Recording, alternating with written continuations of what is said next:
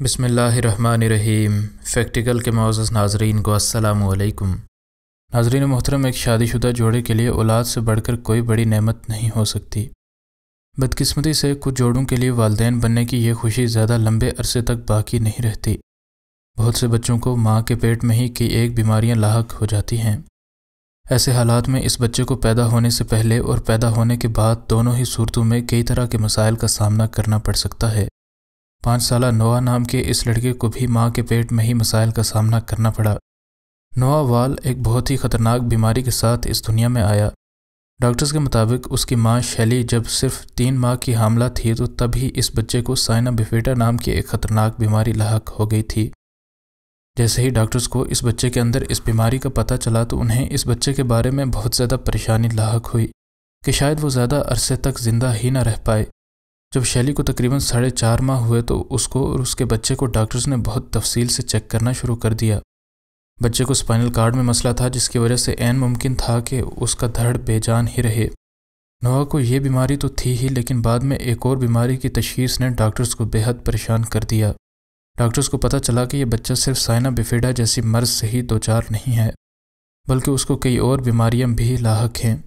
ان میں سب سے خطرناک بیماری ہائیڈروسیفلس تھی۔ اس بیماری میں بچے کا دماغ ہی نہیں بن پاتا کیونکہ اس کے سر میں ایک خاص قسم کا فلوئڈ بھر جاتا ہے۔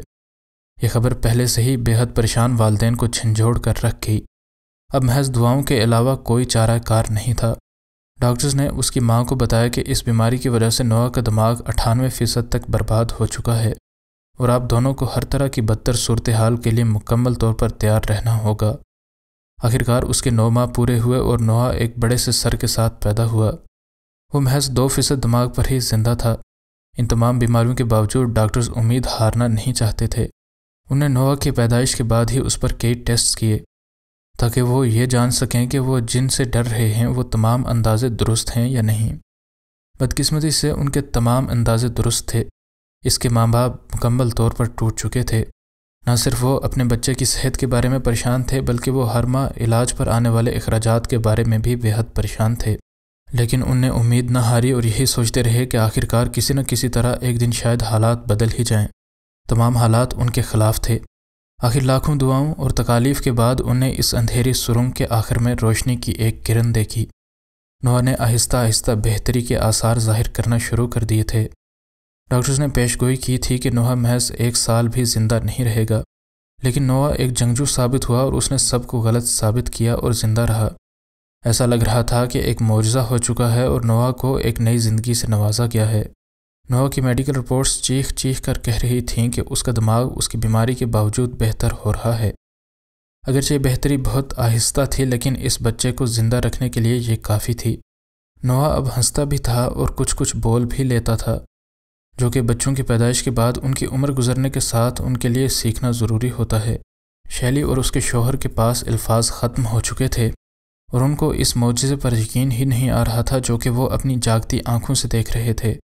تمام امیدیں کھونے کے بعد اب وہ اپنے بچے کو تمام تر مشکلات کو شکست دیتے ہوئے دیکھ رہے تھے۔ انہوں نے ایک انٹرویو میں بتایا کہ جب ہسپتال میں موجود ڈاکٹرز نے ہمیں اس بارے میں بتایا تو ان کی آنکھوں سے بھی آنسو رواں تھے۔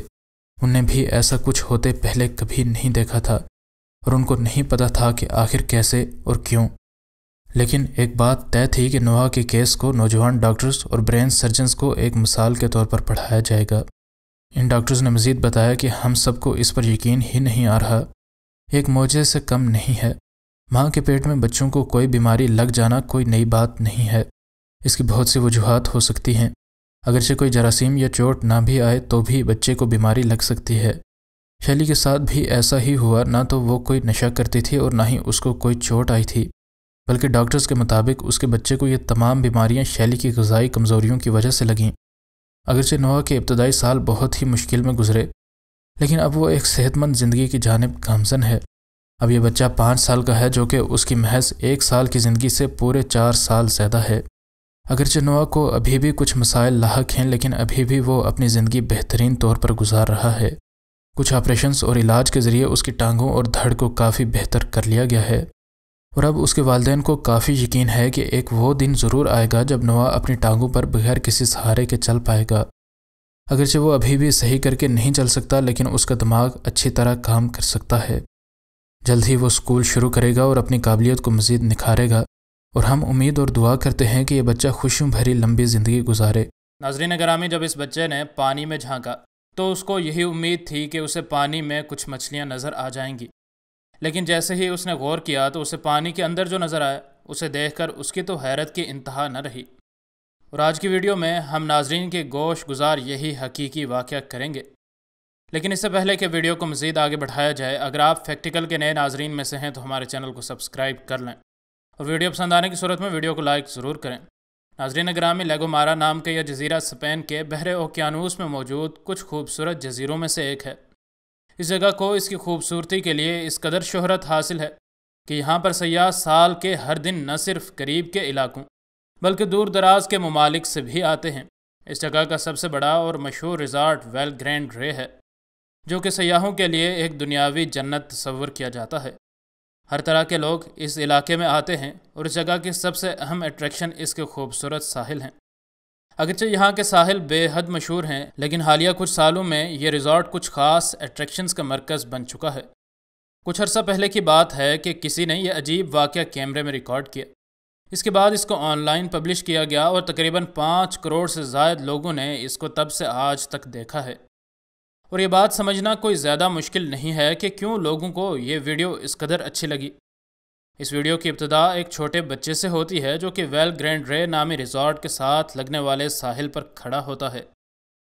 جیسے کسی چیز کی وہ اپنی طرف توجہ حاصل کرنا چاہتا ہو، وہ پانی میں زور زور سے ہاتھ مارنا شروع ہو جاتا ہے۔ اس کے بعد ابھی کافی دیر نہیں گزری تھی کہ پانی میں ایک بڑی سی مچھلی نما چیز کا فن نظر آنے لگتا ہے۔ یہ بچہ اس چیز کی موجودگی سے گھبرائے بغیر سمندر کے اندر کھانے کی چیزیں پھینکنا شروع کر دیتا ہے۔ جیسے ہی وہ ایسے کرتا ہے تو سمندر میں کافی بڑے پیمانے پر حرکت نظر آنے لگتی ہے، اور جیسے ہی یہ سمندری جاندار ساحل کے قریب آنے لگتا ہے تو قریب موجود کئی ایک مچھلیاں وہاں سے بھاگ جاتی ہیں۔ اس کے بعد پانی میں موجود یہ حرکت کچھ دیر کے لیے خاموش ہو جاتی ہے، اور اس کے بعد یہ سمندری جاندار ایک بار پھر سے لوٹ آتا ہے، اور بغیر ایک لمحہ بھی ضائع کیے یہ جاندار اس بار پانی سے تھوڑا باہر نکل کر ان سیڑھیوں پر اس بچے کے قریب تک آ جاتا ہے۔ اور ویڈیو کے اس پوائنٹ پر ہی لوگوں کو یہ بات سمجھ آ پاتی ہے کہ پانی کی سطح کے نیچے اصل میں کیا موجود تھا۔ ساحل پر آنے والا یہ جاندار اصل میں ایک بہت بڑی مچھلی تھی جسے مینٹا رے کہتے ہیں، اور یہ بات دیکھی جا سکتی ہے کہ یہ مینٹا رے اس وقت خوراک کے لیے شکار کر رہی تھی، لیکن یہ رے اس بات پر کسی وجہ سے آمادہ نہیں تھی کہ وہ اپنی ہی نسل کی باقی مچھلیوں کی طرح کچھ کھائے۔ اس کے بجائے وہ اس بچے سے ہی کھانا کھانے کی کوشش میں تھی، اور ناظرین اس منظر کو اس وقت سکرین پر دیکھ سکتے ہیں، اور اس سین پر کم ہی لوگ اعتبار کر پاتے ہیں کیونکہ یہ بچہ اس مچھلی کو اپنے ہاتھ سے کھانا بھی کھلاتا ہے اور اس کے ساتھ اپنا ہاتھ ٹچ بھی کرتا ہے۔ اس کے بعد یہ مچھلی واپس پانی میں لوٹ جاتی ہے اور تھوڑی تھوڑی دیر کے بعد وہ پھر سے اسی جگہ لوٹ آتی تھی، اور ہر بار یہ بچہ اسے کھانے کو کچھ نہ کچھ ڈال دیتا تھا۔ اور اصل حیران کن بات اس ویڈیو میں یہ دیکھی گئی کہ یہ مینٹا رے انسانوں کی موجودگی سے ذرہ برابر بھی خوفزدہ نہیں لگتی تھی، حتیٰ کہ اس مچھلی نے اس بات کو بھی مائنڈ نہ کیا کہ یہ بچہ اس کے جسم کے ساتھ اپنا ہاتھ لگا رہا ہے۔ کچھ دیر تک یہ بے حد خوبصورت سین رپیٹ ہوتا رہا، اور آخرکار یہ مچھلی واپس سمندر کی گہرائیوں کی جانب روانہ ہو گئی۔ ناظرین گرامی، ایک ایسی ہی ویڈیو گزشتہ دنوں بھی ہم نے آپ کے گوش گزار کی تھی، جس میں کچھ لوگ ساحل پر پھنسی ایک وھیل کی جان بچانے کی کوشش کرتے ہیں۔ کیا وہ لوگ اس کوشش میں کامیاب ہو پائے یا نہیں؟